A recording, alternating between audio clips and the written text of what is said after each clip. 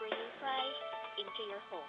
Ang Radyo Maria ay sumasaling papawid sa 99.7 FM Tarlac, 101.5 FM Cagayan, at 102.1 FM Isabela.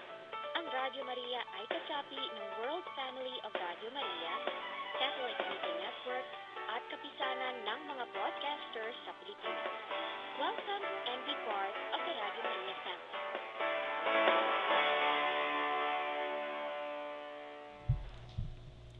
Inihahandog ng Radyo Maria at ng Commission on Youth ng Diocese ng San Jose Nueva Ecija ang programang UCAT on Air.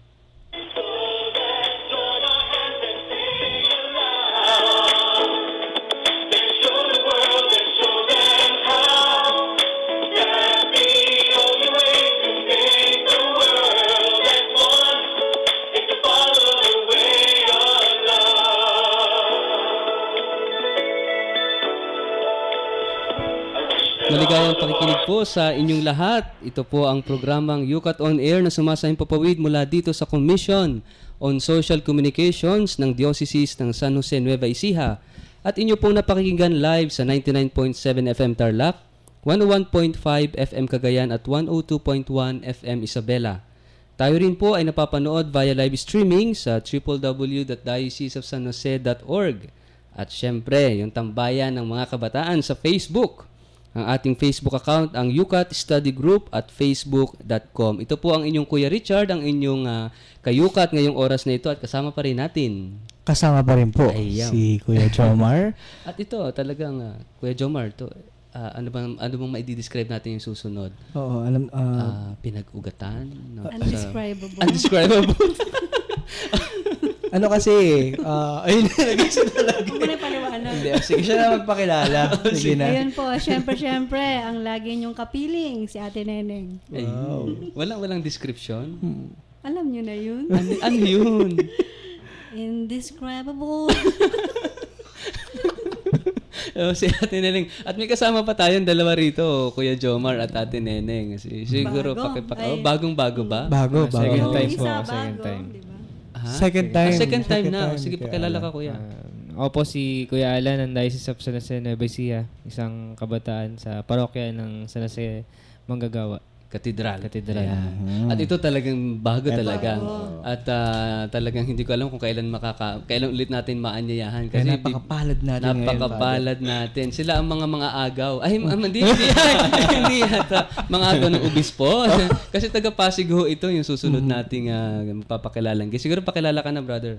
Ayun po, gaya po ng pagpakilala nyo bilang kuya at ate. Ako rin po si Kuya Dex Canonicato po. Seminarista po ng San Carlos Seminary from the Diocese of Pasig. Ayun, kasi doon po lumipat yung dati naming obispo, si Bishop Milo. Kumusta po kayo, Bishop? Hello po, Bishop. Nandito po yung inyong seminarista, dito po nagkakalat. Hindi Hindi nyo po alam. Nandito ho siya at nagbabakasyon ng ilang araw. Pauwi na rin naman eh.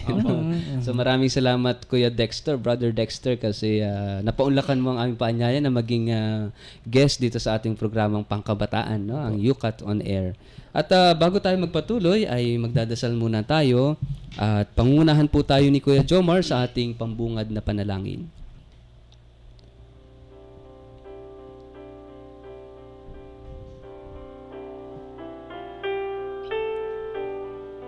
Tayo po ay manalangin sa ngalan ng Ama, ng Anak at ng Espiritu Santo. Amen. Amen.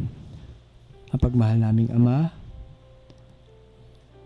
muli po ninyo kaming tinipon sa oras na ito at nagkapasalamat po kami sa pag-ibigay ninyo sa amin ng isa na namang pagkakataon upang magbahaginan, upang pag-aralan ng iyong mga salita at upang maipahatid sa mga kabataan ang mensahe ng iyong pag-ibig, ng iyong pagkalinga. Salamat po, Panginoon, sa patuloy niyong pagbubuhos ng iyong mga biyaya sa bawat isa sa amin at sa patuloy po ninyong paglingap sa mga kabataan, sa patuloy ninyong pagkapadama ng inyong makaamang pagmamahal sa aming lahat. Itinataas po namin sa iyo, Ama, ang lahat ng mga kabataang nakikinig sa gabing ito sa aming programa. Ganon din po sa marami pang mga sumusubaybay sa programang ito sa buong mundo. Patuloy po ninyo kaming basbasan At sana po ang aming pagbabahaginan sa gabing ito ay makapagdulot po ng pangunawa sa mga kabataang nakikinig at sa mga kabataang nagtatanong tungkol sa mga aral ng simbahan. Patuloy po ninyong basbasan ang aming pagsisikap na maihatid ang inyong mensahe sa lahat. Hinihiling namin ito sa pangalan ni Kristo ang aming Panginoon.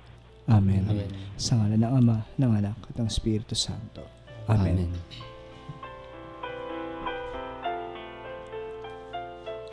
Maraming salamat Kuya Jomar sa ating napaka-inspiring na panalangin ngayong oras na ito. At mapagpalang pakikinig pong muli sa inyong lahat. Kayo po ay nakikinig muli sa programang Yukat on Air, ang isang oras na kwentuhan, talakayan tungkol po sa katisismo ng mga kabataan. At bago po tayo dumako sa ating Yukat question ngayong araw na ito, tayo muna ay magkakaroon ng maikling pagbabalik tanaw tungkol sa mga napag-usapan natin noong nakaraang Biyernes. At tinalakay natin yung Yukat question number 51. Natatandaan ko yung ating Tatandaan mo ba, Kuya Jomar, yung ating talakayan? lalim na talakayan ng isang Oo, di ba? Talaga nga, pwede mo bang, Kuya Jomar, pwede mo bang balik tanawan, tulungan ang ating mga tagapakinig? Ano ba yung mga napag-usapan natin noong nakaraang linggo?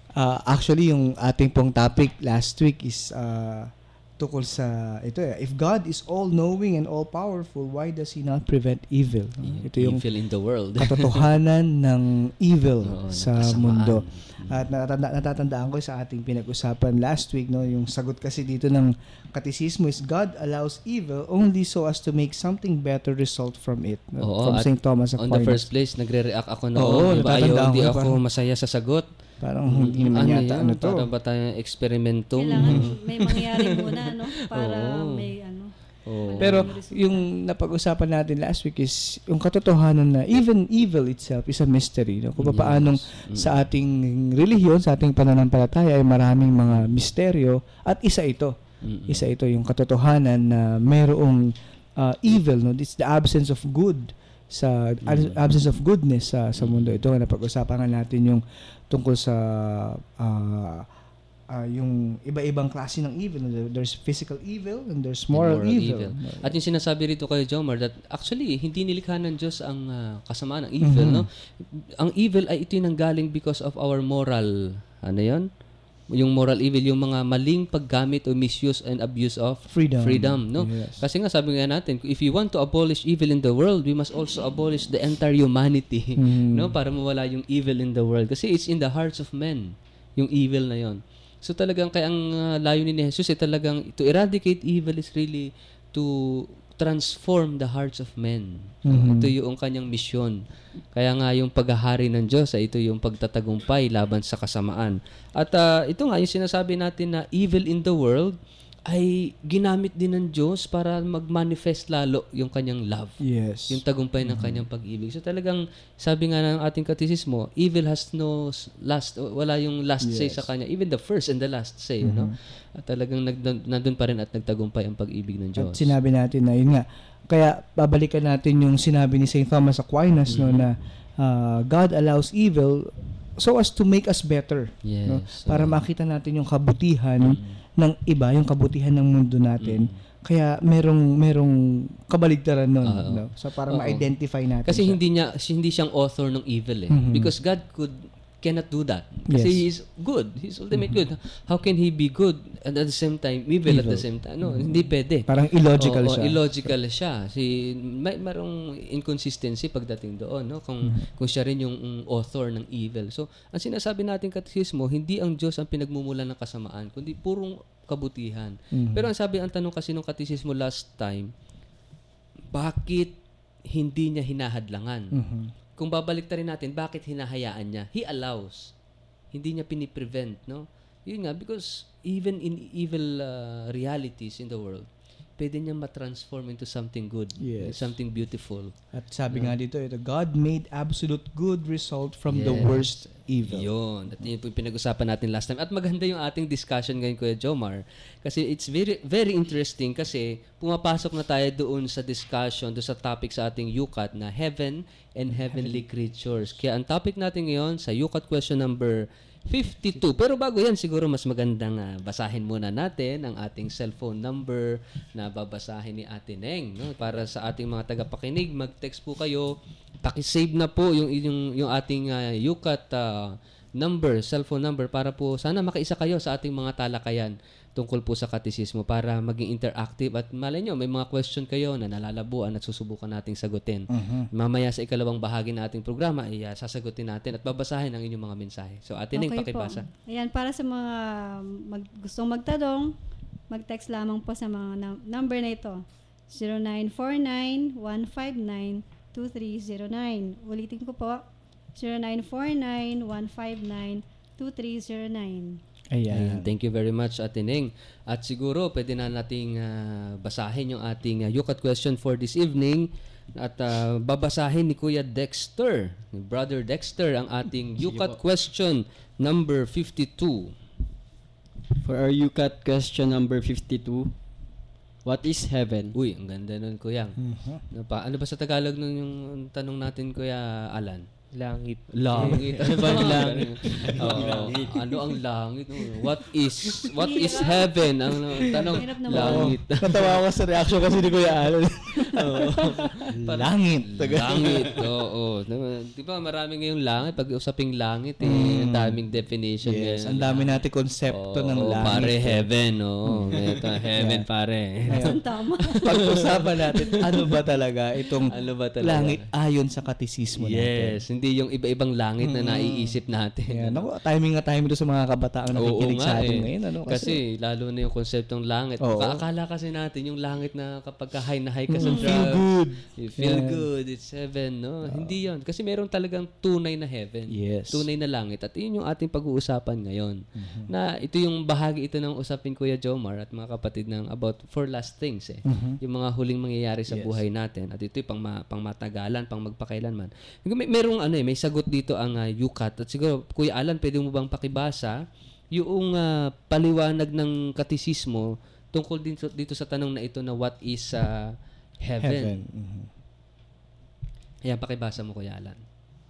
Yes. Heaven is God's milieu. God's milieu. The dwelling place of the angels and saints, and the goal of creation. With the words heaven and earth, we designate the whole of created reality. Oo. Ayan. Napakagaling managalog ni Kuya Jomar. Naku, Kaya tatagalogin sa atin ni Kuya Jomar. Naku. Interpreter. Naalala ko tuloy yung palabas ni Dolphy at saka ni Mang Tomas. Yung in-interpret yun. Oo, yung English niya, tapos sa Tagalogin. No? Parang gano'n lang. So, ganun yan. heaven is God's milieu. Ito daw ay tahanan ng Diyos o pinag-existan ng Diyos. No? The dwelling place of the angels and saints. Ito ay kung saan, ang lugar kung saan naninirahan ang mga anghel at ang mga santo. At ito yung ating goal. Ito yung ating mithiin, patutunguhan.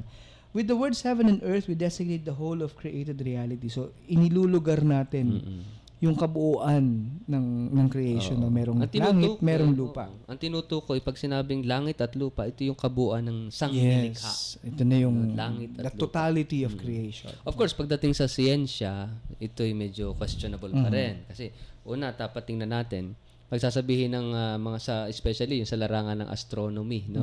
Nasaan yung langit dito? Yung endless itong kalawakan, ano?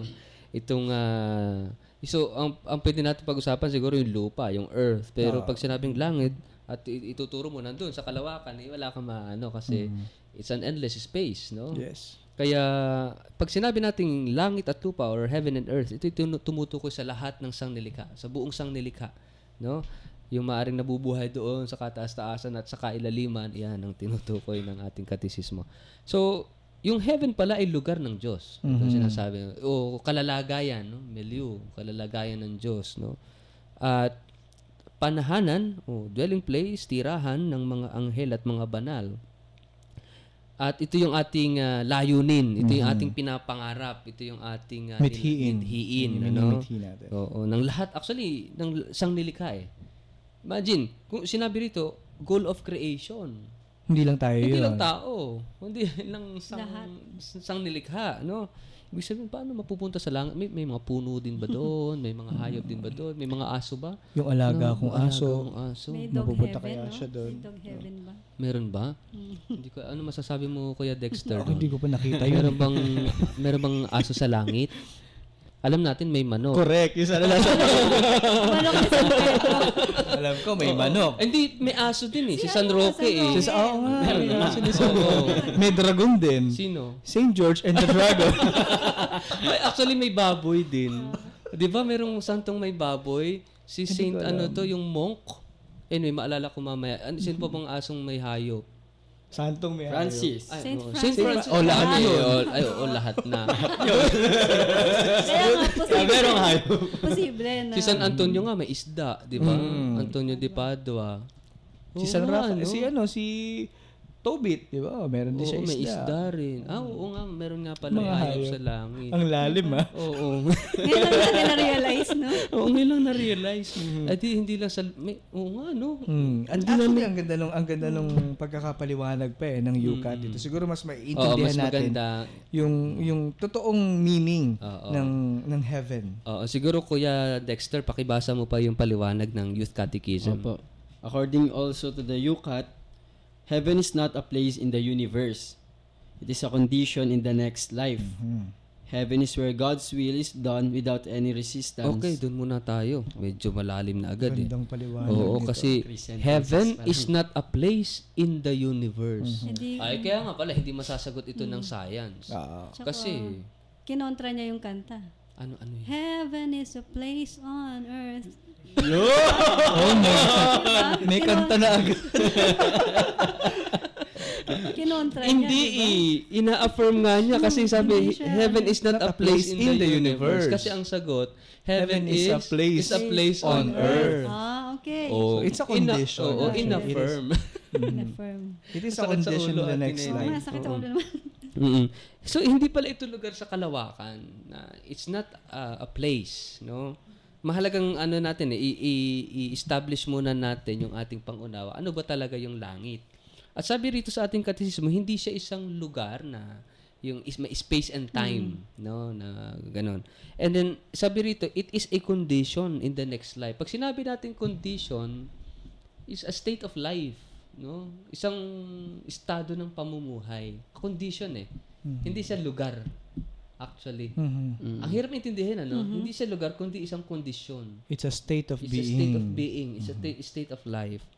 At sabi rin, heaven is where God's will is done without any resistance. Bakit siya hindi place, kundi isang condition? Kasi pag sinabi nating place, bound siya ng space and time. Yes. No? For material, yung nandun Parang yung materiality, physical, physical. Mhm. So, ibig sabihin, it's an abode of the spirits. Lugar ng spirits. Ang nandun ay mga spirit. It's Kasi boundless. It's boundless. It's beyond space and time. Kaya, hindi siya talaga lugar kagaya ng mundo. No? Kuya Alan, nakakaano ka ba? Opo. Naranasan mo? Nakakita ka? Di ba merong librong Heaven is for Real? Mhm. May pelikula rin yan, di ba? Naging movie din yan. Heaven is for real, no? Although, very, kumbaga mababaw yung, kumbaga kung paniniwalaan mo, no? Kasi very remote yung experience, no? Pero there are also situations yung, I don't know if you've heard of this, yung mga near-death experiences where they see somehow yung napanood ko sa isang documentary ito yung Glimpse ng heaven. parang it's a glimpse of heaven, a foretaste of heaven. Yung iba naman astral travel. parang astral travel Yung yun. mga ganoon projection.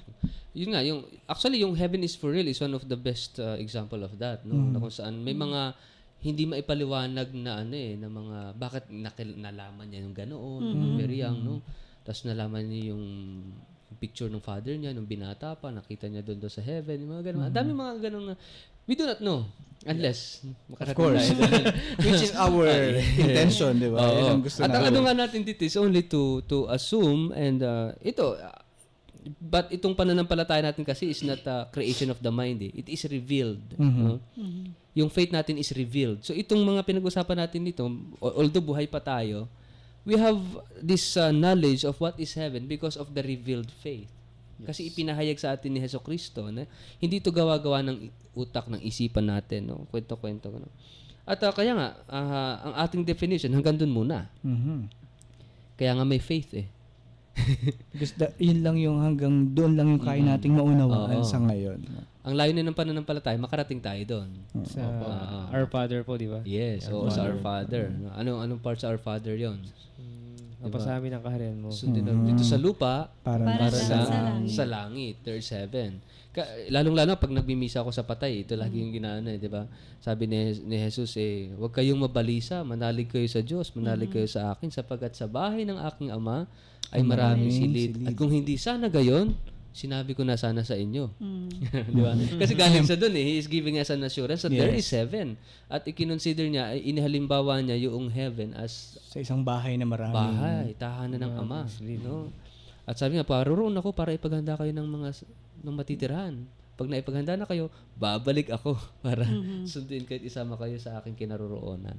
So yung even death, no, nagkaroon ng bagong meaning sa atin na ito'y pagsundo ni Hesus Kristo para makarating tayo sa langit. Yun So yun yung tunay revealed nating, faith. tunay na buhay natin eh. Oo, ito yung revelation. Hindi natin gawa-gawa yung langit. Itinuro kasi ni Jesus Ang assurance natin na may langit si Jesus. Galing siya dun Mhm. Kaya nga, baka yung iba-ibang langit na itinuturo natin. Ba't nakarating ka naman? Siguro, maintindihan na we come to understand na kaya siguro iba-iba yung concept natin ng pag sinabi mo kasing heaven, it is something good. You feel good in it, you feel okay. Kasi that's heaven Siguro yun yung, in a way, concept natin yun because we understand that in heaven, there is goodness. No? Tama yung sinabi dito na it is the place where God's will is done without any resistance. And what is God's will for us? It's our goodness, yung kabutihan natin. So, kapag tayo sa langit, we feel that God will always be there to protect us, to be with us literally. At hindi na tayo makakaranas ng kalungkutan, ng kasamaan, ng pag-iyak. Because that is His assurance, no? Yes.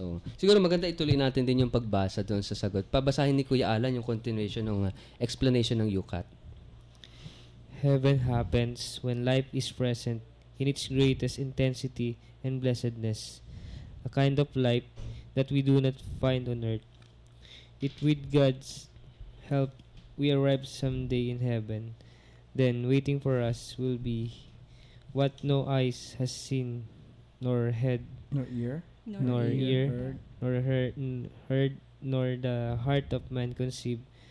What God has prepared for those who love Him. Ayun, napakaganda. Kuya Jomar, Translate daw po. translate. Ang hirap ito Translator. Heaven happens when life is present in its greatest intensity and blessedness. So, nangyayari ang langit sa buhay natin kapag na-achieve natin yung greatest blessedness and holiness, no? The greatest intensity and blessedness. A kind of life that we do not find on earth. Hindi natin siya makikita dito sa mundo. Kasi sa kasalukuyang mundo, itong ganitong buhay kung saan ipinapakita yung ganap na kabanalan. No? If with God's help, we arrive someday in heaven, then waiting for us will be what no eye has seen, nor ear heard, nor the heart of man conceived, what God has prepared for those who love Him. No? Kapag nakarating tayo doon sa awa ng Diyos, ito yung ninais ng Diyos, maghihintay sa atin ng isang lugar na kung saan hindi pa nakikita ng mata, hindi pa naririnig ng pandinig natin, at hindi pa nauunawaan ng puso. No? Pero inihanda na ito ng Diyos doon sa mga nagmamahal sa Kanya. Yes, oo. At sumusunod sa Kanyang kalooban. Mamaya, sa pagbabalik Kuya Jomar, bibigyan natin ng mas lalim na pagtingin itong ano bang langit. Base doon sa kaninang binanggit ko yung ipinahayag ni Hesus Kristo. No, kasi meron sinasabing, yung sinabi kanina ni Kuya Alan, maghari nawa ang kalooban mo. Mapasa amin ng kaharian mo dito sa lupa para sa langit. So possible na even while we are on earth, magkaroon tayo ng glimpse. A foretaste of heaven. Mamaya pag-usapan natin paano nangyayari itong foretaste, itong glimpse of heaven while we are still alive here on earth. Huwag po kayong aalis sa ilang saglit. Magbabalik rin po kaagad ang ating programang Yukat on Air.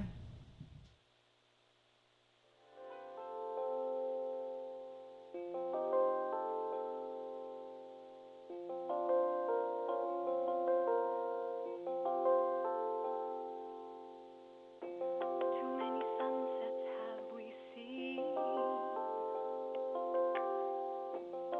Too many mornings far between. Too soon the clouds have passed us by. Too soon the sun died at night. Too many broken forever. Too long I spent in stormy weather. No more rainbows after rain,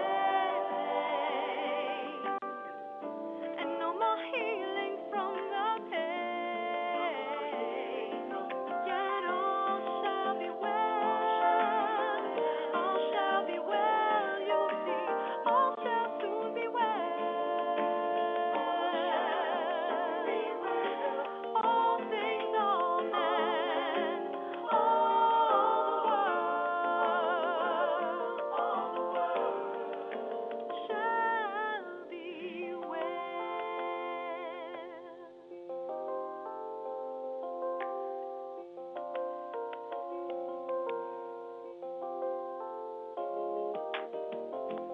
broken wings that cannot mend. Are we afraid to dream again? Our days are full of passing faces. Our hearts are bruised in many places. Yet all shall be well. All shall be well, you see. All shall soon be well. All things, all men, all the world shall be well. Shall be well. Shall be well. Na na na na na na na na na na. Yeah, all shall soon be well. All shall be well. All shall be well. You see, all shall soon be well. All things, all men, all the world,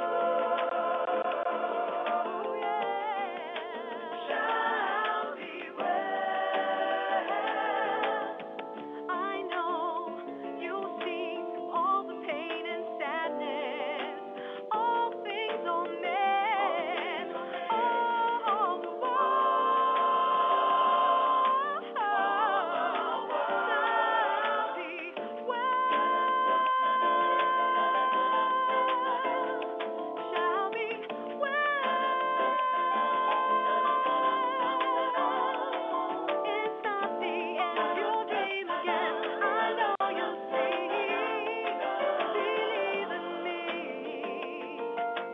All shall soon be well when there are no rainbows after rain, and there is a freedom from the pain. I know that in time you will see.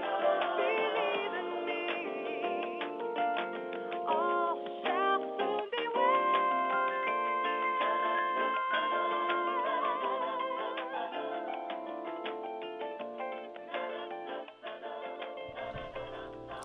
Nagbabalik po ang programang Yukat on Air. Ito pong muli ang inyong Kuya Richard, ang inyong kayukat ngayong oras na ito. At kasama pa rin natin, Kasama pa rin po si Kuya Jomar. Si Ate Neneng po. Kuya Alan.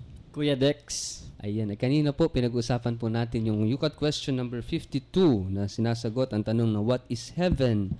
At Kuya Jomar, kanina dun sa ating talakayan, natapos tayo doon sa paliwanag ng sa glimpse of heaven o yung foretaste, patikim ng langit. Kasi yun nga kasi dasal na itinuro sa atin ni Jesus, no? Na maghari nawa, no? Yung paghahari niya ay mangyari dito sa lupa para nang sa langit, no? So yung kingdom of God, yung kingdom of heaven, no?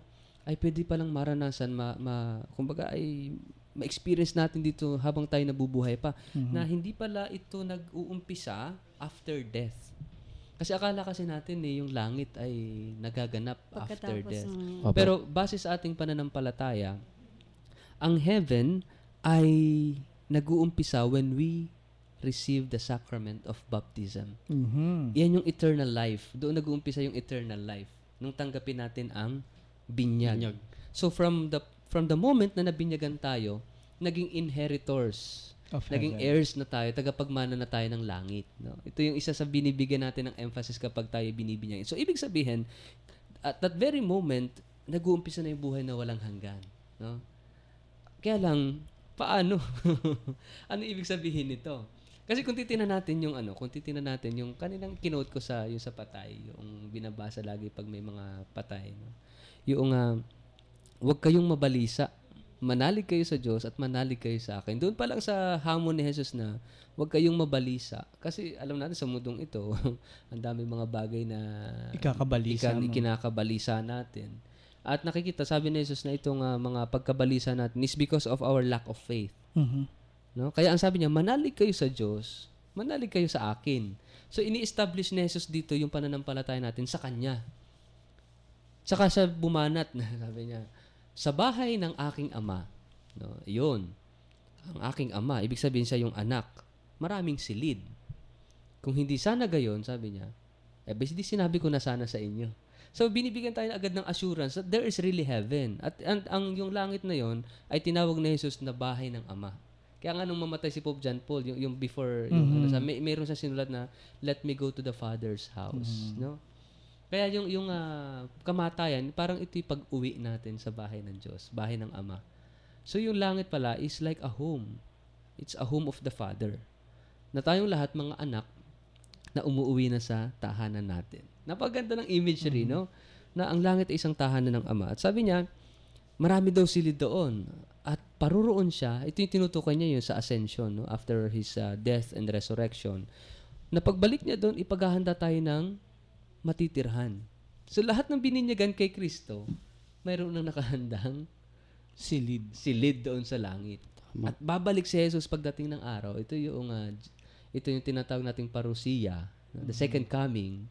At ito Final yung judgment. ito yung kamatayan natin. Yung second coming ni Jesus.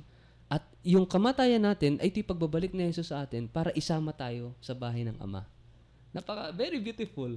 So because of faith, nagkaroon din ng meaning yung ating death, yung ating Gumanda kamatayan. yung pagtingin mo sa kamatayan. Sa kamatayan. It's a wayward home. Yeah? Going back home. No? Ito yung sinasabi ng ating Way back pananampalataya. Movie. Yeah, it's a way back home. Totoo, it's a way back home. No? Yeah. At nagkaroon ng magandang pagtingin, ano yung langit. Kung yung langit ay bahay ng Ama, nakasentro yung buhay ng bahay na yon doon sa Ama, sa Diyos. At ano ba ang Diyos? Ang Diyos ay Pag-ibig. ibig sabihin, ang buhay sa langit ay umiikot sa pag-ibig. At ito rin yung basehan natin na sabi ni Jesus, ako ang daan ng katotohanan ng buhay. Walang makapupunta sa Ama kundi sa pamamagitan ko. Ano ba yung daan ni Jesus? It's a way of love. Ibig sabihin, walang makapapasok sa Ama nang hindi nagmamahal. Yes. Na hindi ka handang magmahal. Kasi you cannot enter heaven if you do not know how to love. Alam niyo, magandang, actually, sana sa mga nakikinig sa atin, ito yung simula. Meron tong kasunod, sa susunod na Friday, tatalakayin natin yung absence of love naman. Yes. So ngayon, yung heaven is a place of love. No? Yes. Alam mo, Father Richard, yung nakaraang episode natin ko saan nabanggit mo yung we are created in the likeness of God. No? And this likeness is love. No? Not the physical image, but it's the likeness which is love. The capacity To love. At yung ina-affirm ito sa pamamagitan ng pagkakaroon ng langit. Yes. Kung saan mararanasan natin ang eternal love. No?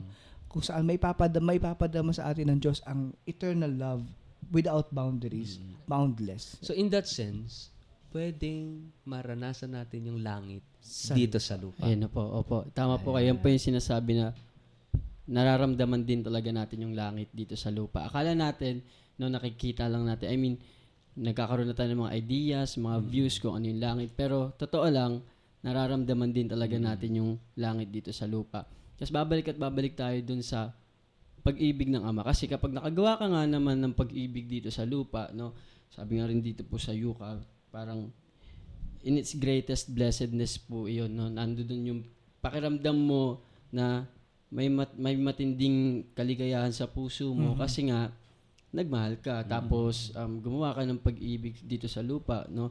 Ay, hindi po yung sinasabi ni Saint Therese of Lisieux, no? Sabi niya, I spend my heaven here on earth, no? I Doing spend good. doing good. Doing No? I good on spend my earth. heaven doing good things on earth. So, ibig sabihin, sa simpleng paggawa mo ng mga bagay na may pag-ibig, no, diyan pumapasok na nararamdaman din pala natin yung langit. Hindi lang pala tayo nagkakaroon ng view, no, kagaya sa tinuro ni Jesus, no? Kagaya sa napag-uusapan natin, hindi lang natin nakikita. So, nararamdaman din pala talaga natin. Sabi nga rin po ni St. John Bosco dito, parang walk with your feet on earth, but in your heart be in heaven. Yes. So, opo, gawa tayo ng gawa, no, dito sa lupa, pero yung satisfaction na nararamdaman natin with its intensity, no, greatest intensity and blessedness, nararamdaman natin kasi sa pamamagitan ng puso natin, nadadala natin sa langit na tinatawag na po iyon. Ang galing, ano? Nice. At alam niyo ba na itong love din na ito ang patunay ng eternal life. Wow. For example, bakit ang heaven is eternal life? Bakit eternal life ang ipinapangako sa atin? Because, konkretong halimbawa, kapag kasama mo ang kaibigan mo at nagkukwentuhan kayo, parang lumilipas ang oras na parang ayaw mo nang matapos pag magkakasama kayo. Opo. Yung kwentuhan ninyo. Pag mahal mo yung tao, pero ikumpara mo kapag ang kasama mo, kaaway mo, nag-iinit ang puwit mo, gusto mo nung ano ba yan? Pwede halimbawa yung 5 minuto, pagkatabi mo, kaaway mo, hindi, gusto mo, napakatagal. Gusto mo nang hilahin yung It's a oras hell. na yan, no? Hell. Pumapasok ng hell. Why? Because absence of love. Ito yung Yes. pag-usapan natin next Next week. Pero kapag yung tao, mahal mo, kahit 1 oras kayong magkasama, 2 oras kayong magkasama, 5 oras, magkakontan ka sa alas 5 na pala. Alas 10 na pala alas 3 na pala ng madaling araw. Because that is in a glimpse of Apo. eternity. Because there is love between you, no? Yung actually ito yung mga fortes, yung mga patikim. Ako medyo OP ako dyan sa usapang love na yan, no? Pero syempre ako po personally. Bakit naman? Bakit naman? Ano ba yung, anong klaseng love ba yun? Yung being with a partner. Pero syempre, ako naman, personally, no, na-experience ko rin itong pakiramdam na parang nasa langit ako, no? Kwento ko lang po, share ko lang, no, kapag lumalabas kami in our free afternoon every Sundays, no, dumadaan kami sa tulay ng Guadalupe, umaakit baba, tapos laging meron doon pulube na bulag. Tapos kapag naglalagay ako ng barya doon, no, kapag ginagawa ko yung kabutihan na yun, nararamdaman ko may parang intense na blessedness na nasa iyo. Nagbigay ka kasi out of love talaga. Yung iba nga sa amin nagdududa na kasi sabi daw po yung bulag na yun sindikato Pero hindi ka titigil kung ano man yung nalaman mo dun sa tao Hindi ka titigil. Hindi matitigilan nun kung ano yung pakiramdam na gusto mong makuha kapag nagbibigay ka ng pag-ibig. Si Kuya Alan, baka may karanasan din ng Ay, baka. Lahat naman siguro. Wala. Pagmamahal. Marami. Kulang po isang oras. Love, love. Can't you see I'm alone? Mga lyrics na yata to. Naman po ako sa love. Ayun po, yung love naman, love is everywhere. Totoo yan. Lalo na nung dinala kami dun sa, may share ko lang po nung dinala kami ni Father Richard dun sa Tagaytay. Nako.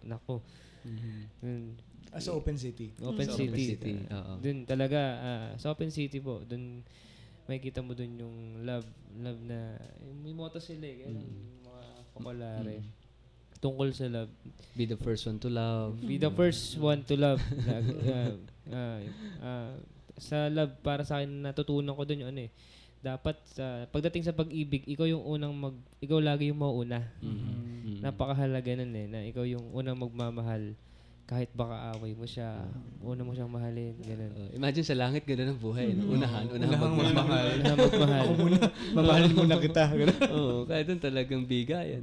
Tapos doon din nakita ko rin yung yung love na kahit hindi kayo magka-religion, mga Buddhist, gano'n. Kahit iba yung pananampalataya nyo, love pa rin. Doon pa rin yung love. Ayun, yun yung Isang language dun eh. Talagang language of love. love. Kaya, Language of love. kaya sa langit daw, isa lang ang lingwahe dun. It's love, no? Kaya nga maganda kasi ito pala yung buhay natin, ano? Talagang kapag ikaw ay nagmahal dito sa lupa, you are actually living your future. Yes. Living your destiny, Yes. no? Kaya it's very beautiful eh. Kasi our religion is a religion of love. Yes. Christianity is a religion of love. No? Tama Kasi po. nakasentro ito doon sa kay Kristo. Kaya makita natin, the perfection is yung sa cross.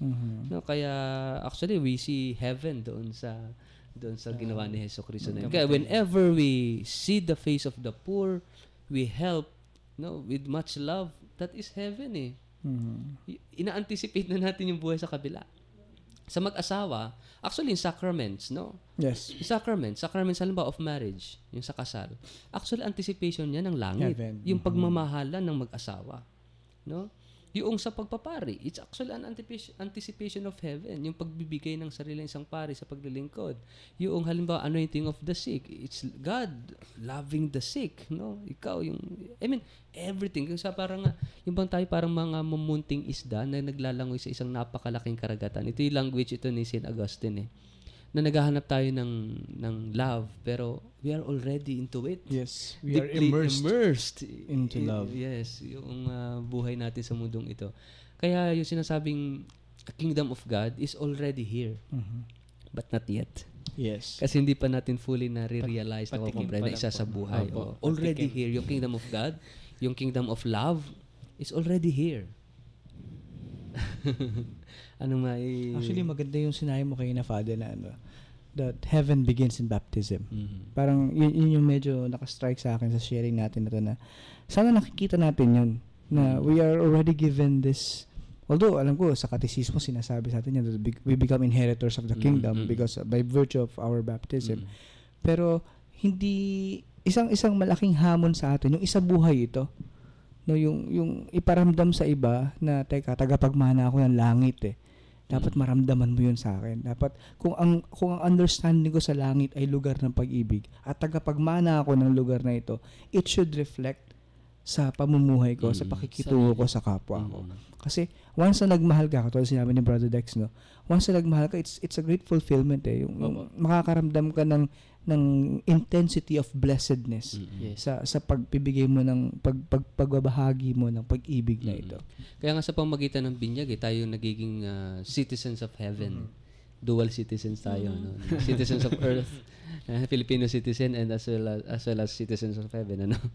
Ito, siguro entertain muna natin yung mga text messages. Nakita ko kayo na marami nang pumapasok na dami messages. na, nakakatawa. Sabi rito ni na 3503, sabi niya, paano po ba makakarating sa heaven? Sinagot natin, it's love. No, there is no other way.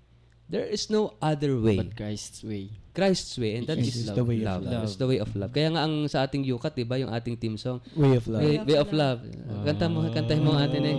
So let's join our hands and sing aloud. Okay na. Let's show the world, let's show them how Ano that yung the pag-aaralan only way to make the world as one Okay na. is to follow the way of love. Okay na. Ayun yun. Okay na. Fine na. Ito, binabanggit natin si Dex kanina. Nag-text si Dex. Sabi niya, Hi, Radyo Maria, Yukat, mga host. Hello po. Continue good po evening. inspiring all the youth. Ayan. Dex from Kuya See you Po. tomorrow. See you, Dex. Ayan. Ito, ako po ay naguguluhan. Sabi po ni 4494. Bakit? Bakit po tayo may mga larawan at mga ribulto na niyuyukuran pag tayo po ay sumasamba? Di ba po, sabi sa Bible, wag kayong gagawa ng mga larawan o inaanyo ang mga Diyos-Diyosan na wag mong yuyukuhan sila. Di ba sabi niya, mananampalataya tayo. Bakit tayo may mga imahe ng mga santo? Ayan. Ito ho, matagal na. Magandang tanong po. Pero although matagal na natin itong sinasagot, pero uulitin po natin. Ayan. Para sa kanya. Alam niyo, iba ho kasi yung veneration sa adoration. Sa ating mga Katoliko, di ba tayo, actually yung veneration, especially sa ibang kultura, like sa Japan, sa Korea, yung pagyuko is a sign of respect. No, hindi pagsamba. Hindi agad ibig sabihin sumasamba ka na yung Di ba muyuko. pag may namimit sila? Kasi yung prinsipyo niyan is Arigato galing yan sa gozaimasu. galing yan sa nature eh. Like yung isang palay pag hitik na hitik sa Yuyuko siya. yuyuko siya. Kapag yung kawayan pag napakataas niya, yuyuko siya. So makita natin, pag ang buhay sa Japan, ang kultura nila, like, yan sa Japan, no? The more na mataas ang posisyon, the more na mas mababa yung yuko. It is an affirmation na ikaw, pag isang palay, isang hitik na hitik sa bunga, mas mababa yung kumpara doon sa mga hangin ang laman ng mga butil, no? Kung sa kawayan napakataas, kung yumuko yan, talagang yukong-yuko. It's a sign of respect, no?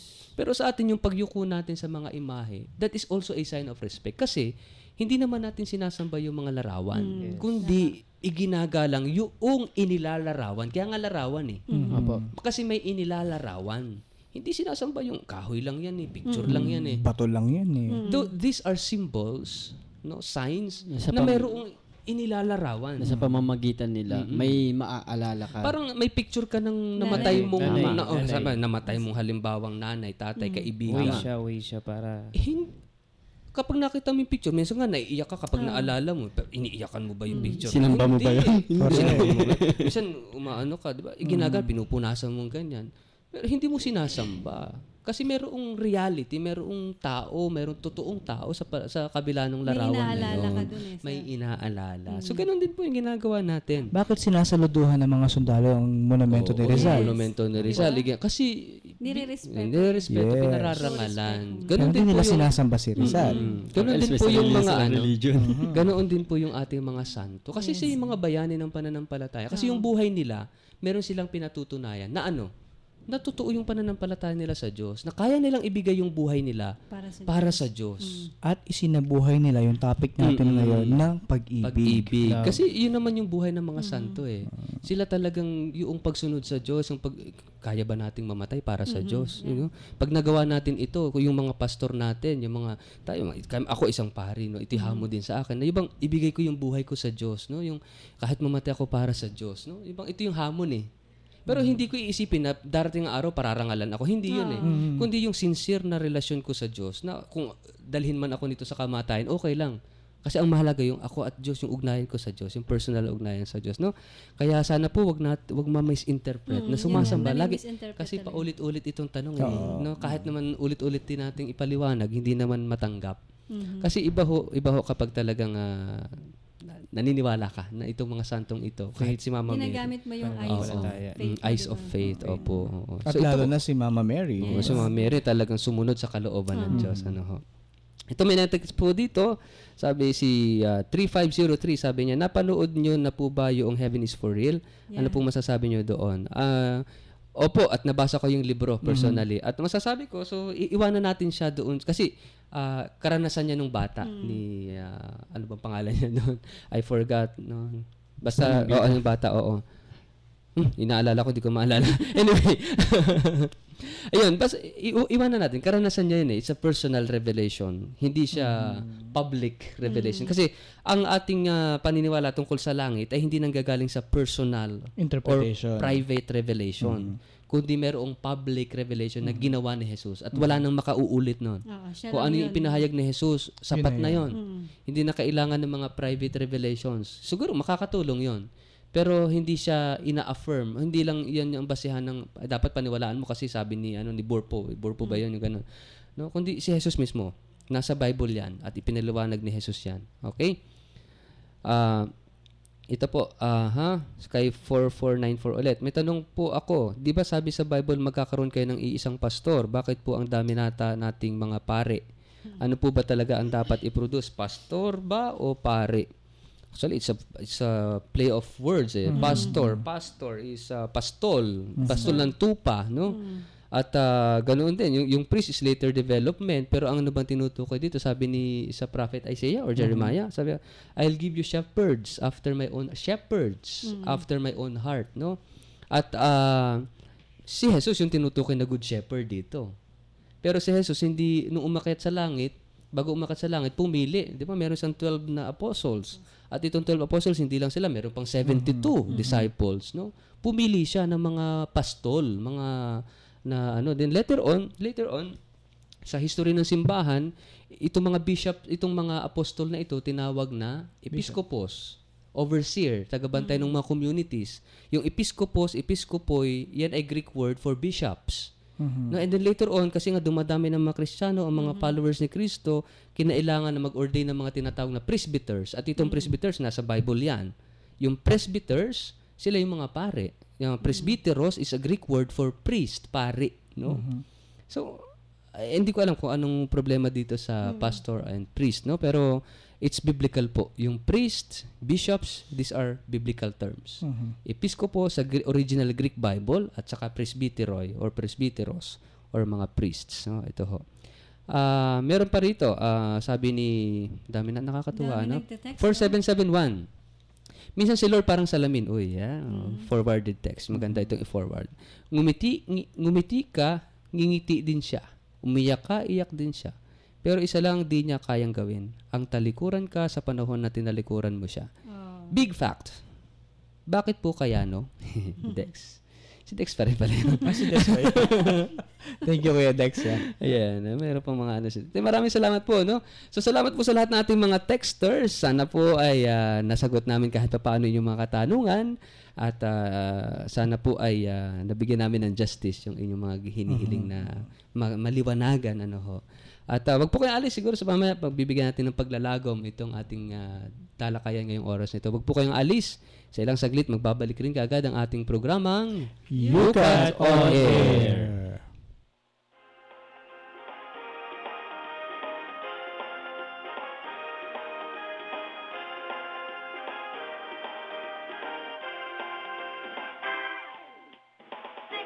Shout, clap your hands, sing praises to your Maker.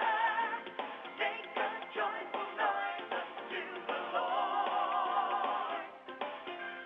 Sing, shout, clap your hands, sing praises to your Maker. For the Lord, He is Almighty God. Sing, shout, clap your hands, sing praises to your Maker. Make a joyful noise unto the Lord. Sing, shout, clap your hands, give praises to your Maker. For the Lord, He is Almighty God. This is the day of celebration. This is the day to rejoice. The Lord our God is our deliverer. So let's just praise His name. Sing, shout, clap your hands, give praises to your Maker. Make a joyful noise unto the Lord. Sing, shout, clap your hands, give praises to your Maker. For the Lord, He is Almighty God. Sing, shout, clap your hands, give praises to your Maker. Make a joyful noise unto the Lord. Sing, shout, clap your hands, give praises to your Maker. For the Lord, He is Almighty God. This is the day of celebration. This is the day to rejoice. The Lord our God is our deliverer. So let's just praise His name. Sing, shout, clap your hands, give praises to your Maker. Make a joyful noise unto the Lord. Sing, shout, clap your hands, give praises to your Maker. For the Lord, He is Almighty God. For the Lord, He is Almighty God. Nagbabalik po ang programang Yukat on Air. Ito po ang inyong Kuya Richard. Kasama pa rin po si Kuya Jomar. Si Ate Neneng po. Kuya Alan. At Kuya Dex. At dumarako na tayo sa paglalagom ng pagtatapos ng ating programa at tutulungan tayo rin ni Kuya Jomar pa rin sa paglalagom dito sa ating tinalakay sa halos 1 oras sa kwentuhan na talakayan tungkol sa katisismo ng mga kabataan. Ayun, ako talaga naglagom eh. Oo. Alam, napakaganda po nitong topic natin. Very timely rin, no, sa mga kabataan natin na nagkakaroon ng ibang konsepto ng langit, no. Napakaganda na pag-usapan. Ano ba yung pagtingin ng simbahan ng pananampalataya natin tungkol dito sa langit, no? So sinabi natin na ito ay hindi isang lugar. It's not a physical place, no? Kasi sabi nga, no, hindi makikita ng mga astronomers ito. Hindi siya nasa taas, kundi ito po ay isang kalalagayan. It's not a place in the universe, but it is a condition in the next life, no? Kung saan mararanasan natin ang walang hanggang pag-ibig, no? At dito sinabi natin at sinabi ni Father Richard kayo na ito ay isang katotohanan din na ang langit po ay kasalukuyan na nagaganap sa kasalukuyang buhay, no? Meron na tayong foretaste of heaven kapag tayo po ay nagsasabuhay ng pag-ibig sa kapwa, pag-ibig sa Diyos, pag-ibig sa sarili natin, at pag-ibig sa sangnilikha, no? Kapag naisasabuhay natin ang pag-ibig, ay nagkakaroon tayo ng patikim sa langit kung saan nandoon ang walang hanggang pag-ibig, no? So patuloy po yung hamon sa ating lahat, no, na isabuhay itong pag-ibig na ito kung talagang nais nating maging ganap yung langit, no, sa buhay natin. At syempre hindi tayo makakarating sa langit kung hindi tayo tatawid, no? At katulad nga ng sinabi ni Father Richard kayo na binigyan ng ibang kahulugan ng pananampalataya natin ang kamatayan, kung saan ito yung first step towards reaching yung heaven, no, para sa atin. At dahil inassure sa atin ni Jesus na mayroong langit, dapat manalig tayo na mayroon talaga tayong pupuntahan at ito yung ating dapat na tingnan forward, no? Dahil inassure tayo ng ating Panginoon na paghahandaan niya ng silid ang lahat ng mga maniniwala, mananalig sa Kanya.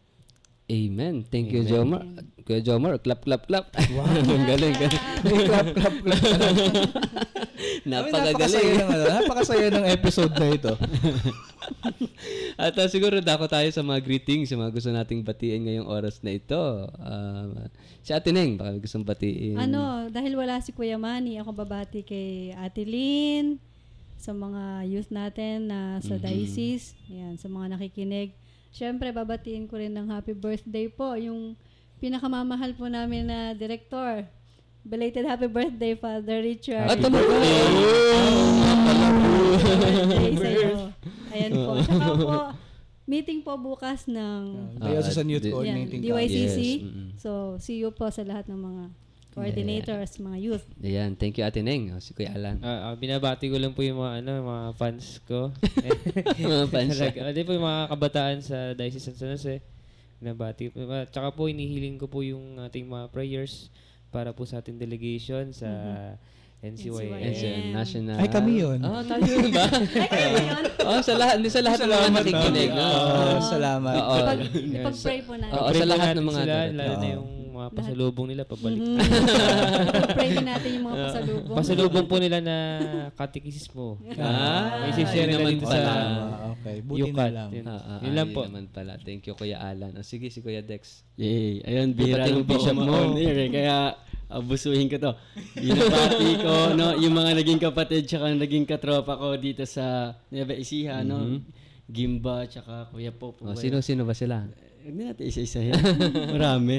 Ayun po, in my 3 days of stay, naging masaya po ako. At pauwi na po ako ngayong gabi. Binabati ko naman yung mga babalikan ko po na family ko, mga special friends. And syempre, yung diocese namin, yung mga youth din po doon active naman na nakikiyukat po sa atin. And then, syempre, yung obispo po natin, Bishop Milo. We miss you, Bishop. Ay, ako na. Ayun po. Alam ko, binati na natin si Father Richard ng Manos Tuwa. So, that was his birthday, no? Noong October 15. So, pagdasal po natin ang ating Diocesan Youth Director at ang Director ng UCAT Philippines, si Father Richard, para sa kanyang kaarawan, no? At patuloy po natin siyang ipagdasal sa kanyang ministry. At ako po, bumabati po ako. Bati talaga sa mga kabataan ng diocese. Kita-kits po tayo bukas sa DYCC meeting. Special mention po, syempre, ang aking Beb. Si Beb, nandiyan po sa labas. That's a Si foretaste Manny. of heaven, no? Si Kuya Manny, nandyan din po sa labas. Diyan na lang siya sa labas. Ang technical staff po ng Radio Maria dito sa San Jose. So, binabati ko po silang lahat. At syempre, ang aming mahal na obispo, Bishop Bobet. Ayan. Yan, nakikinig po ngayon. Babet. Ako naman gusto kong batiin at pasalamatan lahat po ng bumubuo sa UCAT Philippines, UCAT Team Philippines. Sa lahat po ng mga volunteers at lahat ng mga kabataan na kabilang sa UCAT Initiative, yung in one way or another ay nagsasagawa na ng mga UCAT study groups, no, at mga interesado sa youth catechism. At lahat po ng mga nag-text sa atin, no, lahat mga kabataan, may mga pahabol pa si 4494, tama yung itinext mo kapatid. Zara, salamat, sana ipatuloy natin pong pag-aralan ng ating pananampalataya. Hindi lang basta tayo tango ng tango at oo ng oo sa mga pananampalataya, kundi talagang tayo rin ay nagsasaliksik at nag-aaral ng ating pananampalataya. Mas tama ho yan. Yes. Maraming salamat po at hanggang sa susunod pong Biyernes, ano po, lagi po kayong mag-tune in, mag-online at para masubaybayan po ang ating programa. Ngayon po, tatapusin natin ang ating talakayan sa pamamagitan ng isang panalangin at pangungunahan po tayo ni Brother Dexter sa ating pangwakas na panalangin. Sa ngalan ng Ama, ng Anak, ng Espiritu Santo. Amen. Amen. Panginoon, inumpisahan namin ang pagbabahagi na ito na kasama kayo.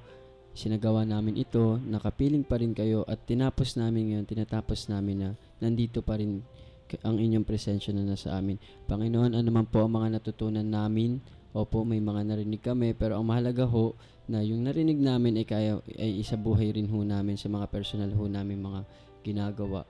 Panginoon, pagpalain nyo ang bawat isa sa amin na nandito, mga tagapakinig at mga tagataguyod ho ng UCAT on Air, at patuloy nyo ho silang basbasan sa kanila mabuting ginagawa para ho sa ikararangal nyo at para mas mapakilala ho ang langit sa mga kabataan at sa bawat isa, mga Kristyano at sa ibang mga nananampalataya. Luwalhati sa Ama, sa Anak at sa Espiritu Santo. Kapal ng una, yun, magpakailanman, magpasawalang hanggan. Amen. Sa ngalan ng Ama, ng Anak at ng Espiritu Santo. Amen. Amen.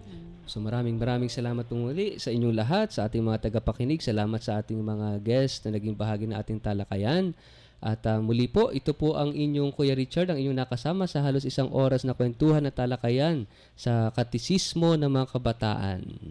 At kasama pa rin po si Kuya Jomar hanggang sa susunod pong Biyernes, no po. Sana po ay manatili po kayo nakasubaybay sa ating programa.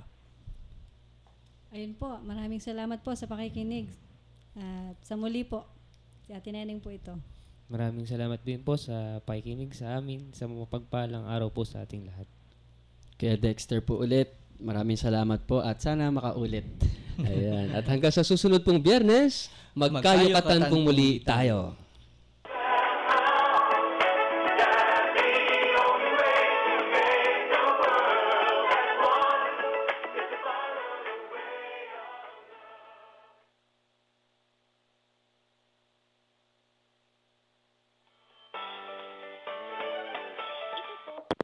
Hello. Hello. Hello bro. Hi bro, thank you very much. Thank you very much bro. Okay. Salamat, salamat. Next week ulit.